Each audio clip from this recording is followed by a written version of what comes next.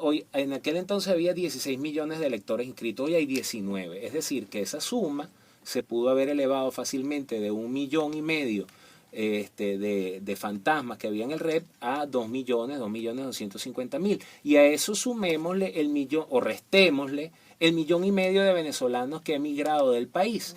Entonces dime si no votan, que no votan en estas y que si votan, pero es que si votan, pero no, pero es que cuando votan en las presidenciales ni les paran. Anda a ver si se cuentan los votos. No, se cuentan los votos a las 10 de la noche o a la 1 de la mañana y los votos de los electores de Estados Unidos llegan 3 días después allá a Caracas, ¿no? Mire, en la primera elección de Capriles contra Chávez, al día siguiente yo recibí de quien entonces era mi productora acá, yo no me acuerdo si tú habías llegado ya acá. No, yo estaba en Venezuela precisamente. Okay. Tú no habías, Karine no se había incorporado al programa, yo estaba solo. Yo estaba cubriendo con Telemundo. Yo trabajaba solo acá en la radio. Decisión y Destino se llamó ese reportaje. Así es. Bueno, gracias por recordar. Yo soy fan de Karine. Okay. Mi productora Yamile Salazar me enseñó al día siguiente de la elección que le había mandado una persona de alta confianza de ella allá en Caracas un listado. Y el listado para mí fue verdaderamente impresionante.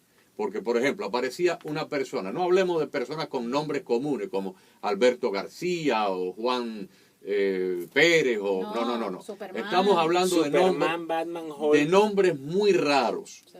Prudencio Montenegro, o sea, un nombre de eso, un nombre y un apellido que no es común. Entonces, esa persona, con la misma fecha de nacimiento, tenía 8, 10, 11, 14 diferentes domicilios en el territorio nacional. Y de acto seguido venía otro nombre con otro apellido. Eran como 40 o 50 los nombres que aparecían en aquel listado de gente con nombres y apellidos muy peculiares, con la misma fecha de nacimiento, pero con diferentes direcciones y diferentes cédulas para poder votar. Para muestra un botón. Entonces yo creo que desde la época de Manuel Rosales para acá, el chavismo ha perdido prácticamente todas las elecciones y se las han robado. Pero después del referéndum. Pero es que en las elecciones con Capriles, Pedro y yo estábamos conversando, serían como las 6 de la tarde más o menos, sí. 6:30, que estábamos nosotros conversando. Todos teníamos informantes en diferentes lugares. No sé si recuerdas que te comenté que una de mis amigas estaba cubriendo la parte del este de Caracas y en un centro se fue la luz justo a las 6 de la tarde y se fue por 1 hora. Y llamé a Pedro. Cuando regresó la luz. Llamé a Pedro y le dije, por aquí vienen los tiros. Sí. La información que estaba recibiendo Pedro desde dentro del gobierno era que habíamos ganado.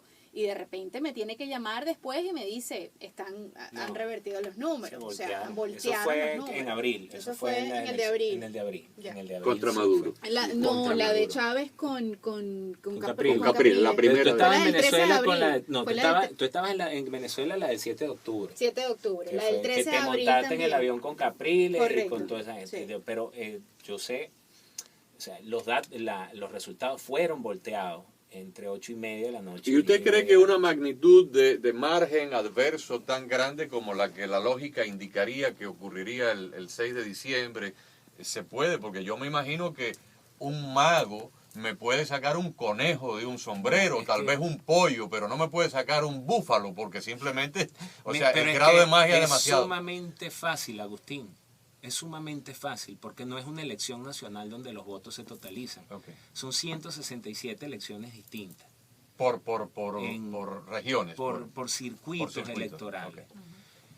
Entonces, también el diseño de los circuitos electorales es perverso porque mientras la oposición gana en los centros urbanos, gana constantemente, donde hay 2 millones, 3 millones de habitantes. En una ciudad como Maracaibo, que haya aproximadamente 2 millones de personas, se eligen 2 diputados nominales y 1 o 2 listas, pero ahí vota 1,5 millones de personas o 2 millones. En Tucupita, en el estado de Tamacuro, votan 200,000 personas y meten 3 diputados. O sea que no hay una proporcionalidad. No hay una proporcionalidad. Entonces, el voto chavista es muy económico. La última cuenta, y que hoy el profesor Alberto Sánchez García, lo coloca en su muro en Facebook y explica claramente que el voto chavista es sumamente económico. Con muy poca gente se saca. Y la oposición, para sacar 1 o 2 diputados más tendría que tener un 60% de los votos totalizados. un 60%, para tener uno o dos. Y ahí vamos a otro tema, que es la calidad de la gente de la oposición. La calidad de esta gente de la Mesa de la Unidad Democrática, que son una partida de políticos fracasados, que tienen 16 años fracasando en el intento de reemplazar al chavismo, y que además que son, ahí hay más de uno que tú le ofreces un sándwich de jamón serrano con tomate y brinca la talanquera, o sea, se pasa para el chavismo. Vamos a una pausa.